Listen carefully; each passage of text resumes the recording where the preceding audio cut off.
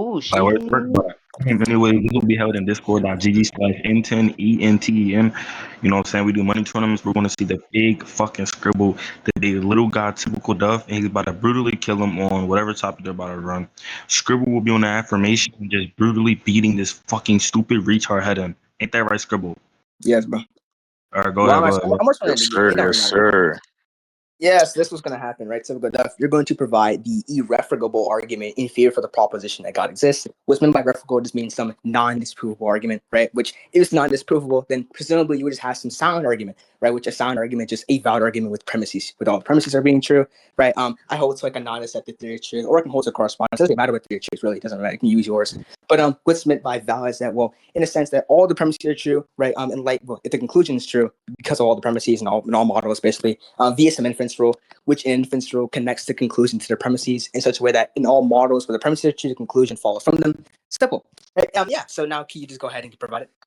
There's a lot of assumptions there. Number one, you could think that logic could be reflexive, but it could still take like some sort of vacuous form of logic. Like I could take like an asonic sentence or prem, to where like the reflexivity of premises could be true and the conclusion could be false, or the inverse is also true. So I don't really grant that. I also don't grant the fact that some sort of conclusion is already reached from that reflexivity if it follows a standard inference rule. I think that you don't have to use some sort of Peircean form of deduction to prove that an argument is true. I also don't grant that. I'll still send you What the is argument, Peircean though. deduction? But again, hold on, I'll still send you the argument. But yeah, you can just look in N10 chat. That would be like the argument for God existing, and you can just critique the view there. Never cook again. Yeah, this is very interesting. Listen, so this guy came out and just started talking about Peircean induction. Doesn't explain what that is. That word, that term never even came out of my mouth. Very interesting. He started talking about like how he doesn't can be irreflexible. It's not going to engage that, right? Listen, so I can just presumably all I said there really was just the basic and the most heuristic form. You almost call it a bit of heuristics, just like what a scholarly notion, what most people agree with. Really, is kind of how it is. And given that, I just give out the most basic concept of like validity and soundness. Right? I mean, if you deny it, then I can just motivate my argumentation there. Right, but I'll get to that later. Right, let's go to the argument though. Let's go to wait. Did I get later? Okay, there you go. P1, if there is no actually, you know what? Let's put this in the propositional variable syntax. P1. Let's see if it's valid actually. Yep. P and hold on. P and Q. Let's go to P2. Oh, do you want the arithmetic? I could just send that to you. I also have that. Interesting. Yes, sir, man. Yeah, sure, man. And this is going to be. I have the arithmetic. Like, do you want it? I have the arithmetic. If that's what you're wanting, I think it'll be much easier rather than like you piece it together. All right. I'll give you this. I'm still gonna look at it. I'll give you this. It's okay. I'll give you this self-referent. It's fine.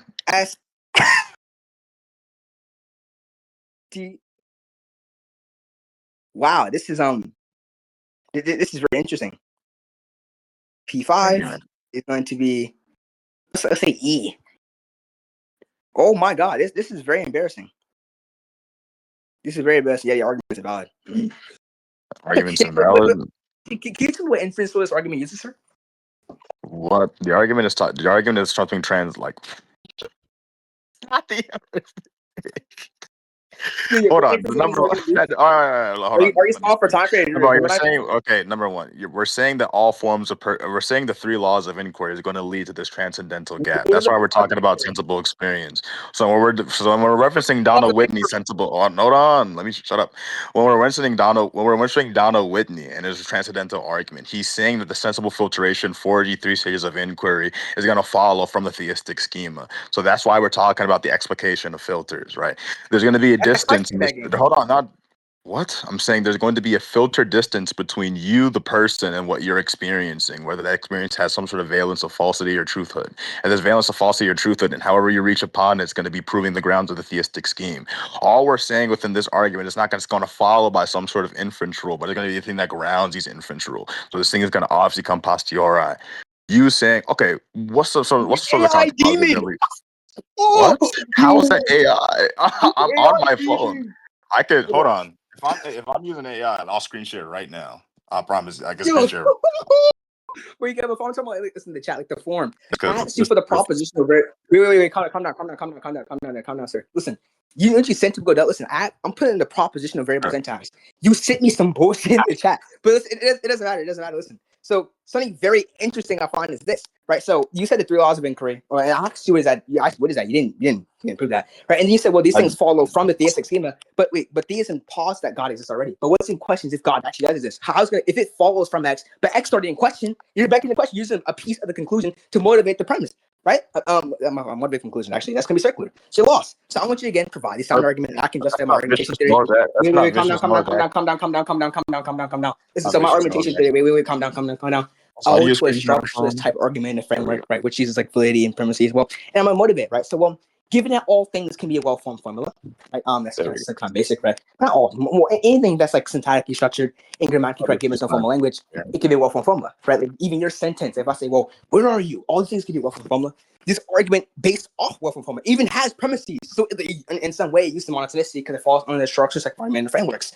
Right, and given this classical logic has to attain, and given that, I mean, there's no point in denying it, right? So actually, the argument's going to have to need some kind of inference rule, right? That's the whole point here. And given it has no inference rule, it's going to come out as invalid. In any event, it's going to be invalid. Then actually, listen, you're talking about what the argument says. I don't care what the argument says. That's the semantic content of the argument. I don't care. I put into propositional variable syntax, which now goes into the structure of the argument. And the structure of the argument, put in any proof table, comes out as invalid every single time. Right? The premises can all be true, and yet the conclusion be unmotivated. Let's actually go back to the conclusion of the argument. This thesis schema grounds which meanings, but you're an idiot. You know what's so funny? The debate proposition is not the thesis schema is the grounds in which meanings execute. We don't talk about meaning. You're also lost here. The debate proposition is that God exists, right? Not that He is the ground. The thesis schema, that the proposition that God exists is the which grounds meaning is obfuscated. No one says this. It's the debate proposition. You're one that's also goalpost shifting. It's also non sequitur. You're lost. How about you try again? Okay, so you brought up a lot, and I'm not gonna lie, you're just kind of jargoning. Number one, you're saying that if it follows from X is some sort of well-formed formula, so there's no point in denying or forming the well-formed formula because you need some sort of semantic form, or what you said is a propositionally variable syntax, whatever the fuck that means. And then it comes out as invalid. The premises are not motivated. At the start, I've already brought up reflexive PEM, which is vacuous logic, where there can be some sort of reflexivity between premises, and the conclusion is not going to have a true valence value. I've already granted that. You already assumed that that's not going to be true. I want you to prove that. After that, you said that the debate proper on the theistic schema, but that's that God exists. Yeah, God exists is the theistic schema. What are you talking about? That's the paradigm which I'm operating under. You're already confused there. Then after that, you're going back to the well-formed formula talk. Again, we are talking about self-reference. So we're bringing up Gödel's notation. So when we're bringing up Gödel's notation, specifically from Theorem 1, you said the heuristic is valid. How is the heuristic valid? You not mentioned one piece of literature.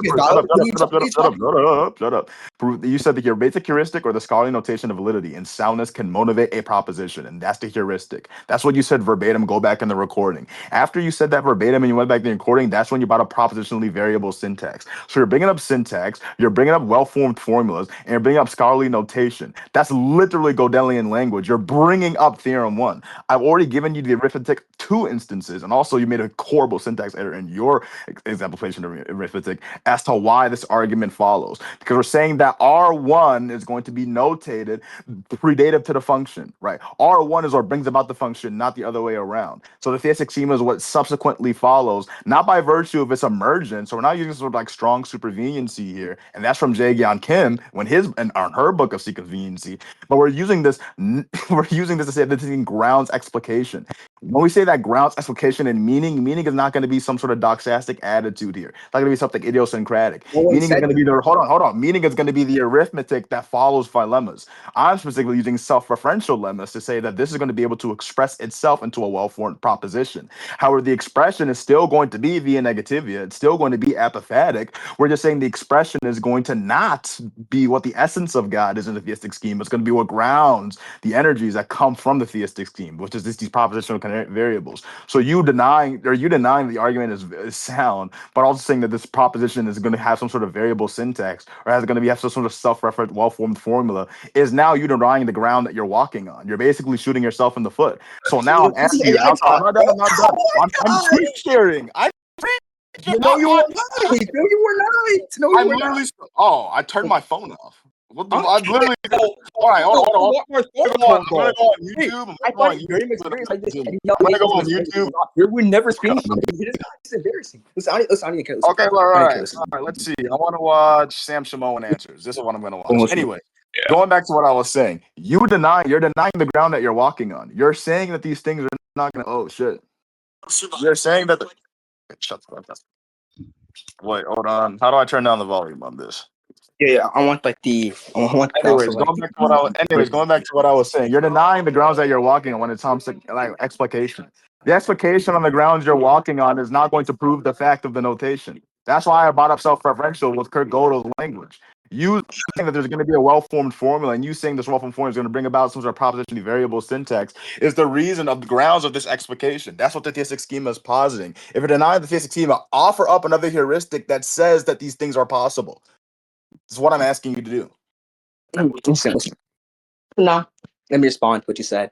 A lot of things you said had nothing to do with what I said. It's very interesting, right? But we can get to that another time. Also, mainly this is my main issue, right? So we see that the conclusion is non-congruent to the debate proposition that we have right now. I'll explain that in a second. Also, it is the case that when you were trying to give your argument, listen, I said proposition of variables. I never like I'm shooting myself in the foot. Like the proposition of variable syntax. Real quick. I never denied that you had any well-formed formulas. No one's denying this. That's all I'm saying here is this though. I'm just saying actually what proposition of variable syntax is.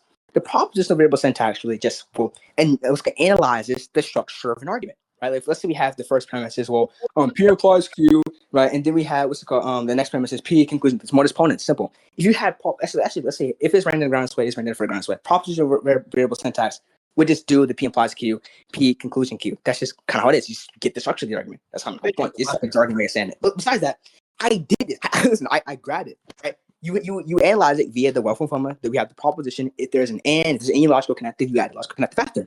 And then the next premise. But mind you, you can analyze. Oh, come out as correct. I'm done. I'm correcting it, right? And the argument comes out as invalid every time. Also, I asked you for a sound for everything you were saying. You didn't even do that. Right? That did not happen. Also, the reason why the conclusion is non-congruent to the debate proposition is because, well, one, the theistic schema is the grounds in which meaning is explicated. Let's say hypothetically I did deny meaning, right? If I deny meaning, then in the event that the meaning is going to be what actually just denied, it does not actually correspond to reality, or it's just incoherent, doesn't make any sense. Then you would see now that the theistic schema, which is the grounds in which meaning is explicated, would not be the motivating reason for God existing. It doesn't matter. Like God, who knows? God could exist. Somewhere, who knows? Probably maybe God could exist, right? In what's called meaning not exist. It doesn't really matter. I don't know why you're talking about God. The theistic schema is the reasons what's called meaning is explicated. It doesn't make any sense at all. It has nothing to do with the debate proposition. You're lost on that. But yeah. So see first on everything you said. You didn't do that. I'm just keep it short and concise. Yo, you actually are alarmed. After this, I think we can conclude. Corey, number one, you said that your conclusion is incongruent, right? You said that the incongruency is going to stem from the fact that it's followed by some sort of well-formed formula, and the proposition of syntax is going to be modus ponens. And because it's not modus ponens, there's not going to be some sort of the mortgage equivalence between conjuncts and disjuncts. Then it's going to be rigid in our connectives to where we have to apply this sort of symmetry when it comes to these if inferential rules every single time. So you're saying the only form. This is what he's saying, everyone. The only form of inquiry that's possible under a Peircean scale is going to be deductive inquiries. Everything else, so abductive or even non-abductive cases, are all going to lead to a non-valence attribute. After that, you try to apply some sort of reductio, saying, what if we applied the fact that we deny meaning? Obviously, it doesn't matter because because you see that earlier in the debate, there's going to be a propositionally variable syntax, and this propositionally variable syntax is going to come from a well-formed formula. So you're still bringing up self-referential lemmas from Kurt Gödel's literature.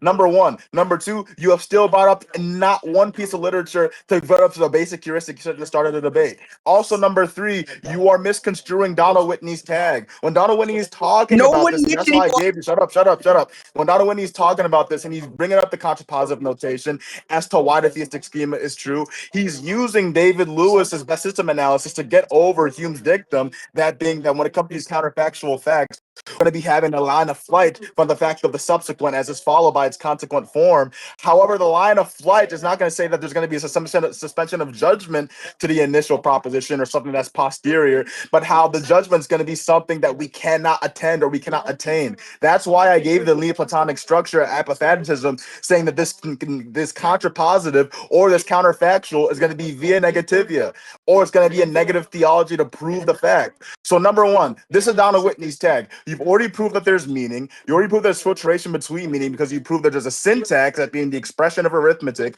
And you also said there's going to be a well-formed formula that follows the syntax. So not only have you proved there's meaning, you've proved there's propositions. You proved the explications of meaning between propositions. So there's a difference between the observer and the observee. So now goes without saying. This analytically follows from what you agreed to. There's not going to be some sort of incongruency just because we're not following under some sort of Persian form, your Persian form, because all three stages of inquiry are going to fall in line with my argument, which is what you agreed to. All three forms of inquiry are going to be evident of the fact there's going to be grounds or meaning to explicate upon or sensible filtration. I've given you the heuristic as to why the sensible filtration, number one through Kurt Gödel, number two through David Lewis, and also for David Hume, which you also agree are your scholarly consensus when it comes to principle sufficient reasons, or when it comes to self-arithmetic, is saying that the theistic schema is going to be the true schema. I've given you the heuristic to say this is true beyond a shadow of a doubt. You've given me nothing to prove this. You're just entirely idiosyncratic.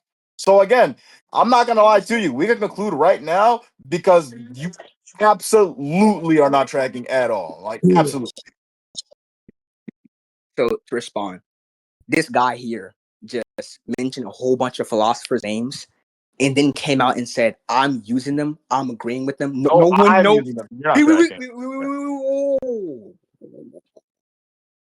You came out and said, like, oh yeah, the heuristic you're using, you also agree that was Kurt Gödel. You know, no one agreed with none of these niggas. I didn't say a word about these guys, by the way. I never agreed to anything on this guy's talk. You would never find a single instance me in this rec saying, oh yeah, I agree with this nigga, or he's right. Oh yeah, no one did that. He just mentioned like 50,000 philosophers, claimed I agree with them, and I didn't. And he said that he agrees with some of these philosophers. I don't care. Right? Actually, for a sign for everything he said, he did not do that. That's still unmotivated. I don't even know how you gave any successful critique on why what you're saying is also be a non sequitur, given the fact that I explained how what you're saying is non-congruent to the initial debate proposition. Right? And one, there still is no irrefutable argument, even if it isn't like some, maybe like it doesn't sound. Maybe it doesn't sound. Maybe there's some different argumentative theory. But I don't know. Right? But the point is that I don't even motivate my argumentative theory anyway. But the point is this though: there is no irrefutable argument in favor. Wait, whoa, calm down. There is an irrefutable argument in favor of the proposition that anything I'm saying is wrong. I asked you 30 times. So what is the Persian thing? You didn't explain that. You mentioned the theory of inquiry. You didn't ask that. We didn't explain that. Most things you said, you didn't even explain. You didn't explain most of the things you said. You just start talking about them. I deny every philosopher you mentioned. I don't give a fuck about these niggas. These niggas are chopped. Oh, we can conclude right now. Yeah, right now we're concluding. I'll let it, in case you know, sir. Listen. So we can conclude. I'm aware. We can conclude right now. I'm aware. We can conclude. Oh, calm down. Wait, you know about Dung? What? I said we can conclude. Say your conclusion first. Quick question. Do you know about Dung? I don't care. I'm saying you can conclude. I'm fine on that. You can conclude. Everybody, we can conclude after this one. Listen. So, by the way, this guy just said he doesn't care about Dung. I'm also positing Dung. That's his last word. Wait. Last word wins. So I had the last argument in favor of one team to be correct. Yeah, I mean, Dung just you don't care. Conclude. Anyways, are you done? Can you conclude? Yeah. Okay, conclude, please. You just lost the Dung. How do I tell you something? I just said I'm quiet on that. Can you conclude? You can be quiet. I just said we can conclude, but I said we have Dung. You said you don't care. I paused it and once it goes uncontested. Anything. There's no way I'm listening to that statement. Can you conclude? We already have 3 judges. What? You have. Listen. You have. Are you okay? You have no like certain attitude or like some like. Hey, why are you bringing up sarcastic attitudes now? I don't care about I don't care about BNSOJ. I don't care. You said certain attitudes. You said certain attitudes. There's only 3. What are you talking about? Can you conclude? Yes, we can. I said you lost it. Okay, conclude. No, I didn't. Can you conclude? Give my conclusions. I thought the judge was just gonna judge. Okay. My conclusion is this. So I'm gonna say I don't really need to say anything else. At the end of the debate, he does not contest Dung at all. And Dung, Dung last word wins. I mean, I had the last argument in favor of what I'm saying. I mean, I just win. He doesn't contest it. He's quiet on it, so he doesn't have anything against or in favor for it. And it's paused on the table. So yeah, just GG's. I don't really need to say anything else. Okay, that's the conclusion. Because I said I'm quiet on that, I could just use Hitchens' razor. This thing was never substantiated. He just brought up the view and never explicated the view. You're adding new things. So me saying that I'm quiet on that talk doesn't lead to some sort of valency again. That's number one. Number two, now we can go actually apply to what this guy agreed to. Number one, he said, what's the three forms of Peircean logic? He says he never explicated it, but then I brought up the three stages of inquiry when it comes to deductive, adductive, and inductive forms of argumentation, at least in these inference rules. So number one, he's lost on that. But after that, he said that he denies these philosophers. At the start of the debate, he's saying that he denies Kurt Gödel, David Lewis, David Hume, and Bertrand Russell. However, at the very start of the debate, he said that he agrees to proposition of it. My argument needs, all argument need propositionally variable syntax, and these propositionally variable syntax will be emergent from a well-formed formula. That's what he agreed to. So him saying that he denies and doesn't adopt the paradigms of these philosophers, when the paradigms of these philosophers is why his argument is even there, is him denying the ground that he's walking on again. Something I already mentioned during the debate. After that, he tried to say, okay, because he's denying the ground that you're walking on, let's say he never conceded to that, and let's say that he didn't blunder right there. Even if the blunder wasn't there, there's already a second blunder that's prevalent, because he's saying there's no point in denying and affirming because we need a semantic form of argumentation. Because in a semantic form of argumentation, there is still sensible explication, which means sensible filtration. There is still a difference between the observation and the observer. There is still a difference between these two. So then again, Hume's dictum of counterfactuality still follows. Again, something he adopted to because he agreed. But let's say he didn't adopt to this. Let's say he didn't adopt to it at all. If the premises are not motivated, he said, then the debate problem is not about the theist schema, but now it's about God. Number one, I brought a prem to say reflexivity doesn't lead to some sort of valence of a conclusion. So it doesn't have to necessarily be true or false. I brought a prem at the very start of the debate. Even if I didn't, again, a third blunder he made, we then said the theistic schema is the paradigm I'm operating under. So You just added things. so then I thought that was the video. So then if we're already saying that the theistic schema is going to be the paradigm and God is going to be all grounds of theistic schema, we're adopting the apophatism. That's number three. Number three blunder. Then he said the argument is going to be incongruent. So he's bringing up incongruency from total probability. He's bringing up these precepts that we're getting from like Andrei Koligmov in his talks. But again, he's not adopting their views because he denies all those philosophers. Fourth blunder. Then he says it's the case that, again, the well-formed propositional variable or the syntax has to lead to modus ponens or modus tollens. That's what he said. If it has to lead to modus ponens or modus tollens every single time, but that's only under a Peircean form of deduction, again, something that is he also confused on, that's the fourth blunder. Or no, I think it's the fifth blunder now. He then tries to apply in a reductio that obviously doesn't follow due to the fact that he already agreed that all propositions are concrete with propositionally variable syntax and can be escalated to concrete. Self-referential lemmas, mind you. Kurt Gödel, theorem one. Sixth blunder. So then after that, yesterday has nothing to do with how we adopt the paradigms. So it has nothing to do with the philosophers that he mentioned. 7 blunders in an entire debate. He lost. We can get a conclusion. We can get a judge. Yo. Do you wait? Hold on. You just when you added things to your conclusion, you didn't say in the debate. Real quick before that, listen. Wait, I'm at the beginning. Wait, hold on. Go listen. Wait, are you okay? Wait, hold on. Yo, Duff. At the end of honestly, it don't even matter what you just said because at the end of the debate, I just used dung. Dung goes uncontested, so I automatically win. Are you sped? Are you okay, sir? Okay. Yo, is it okay? In the debate, we go to the okay. What? No. Last Who won? argument. Who judges? Who won? Judges. Who won? I don't care for this. Who won?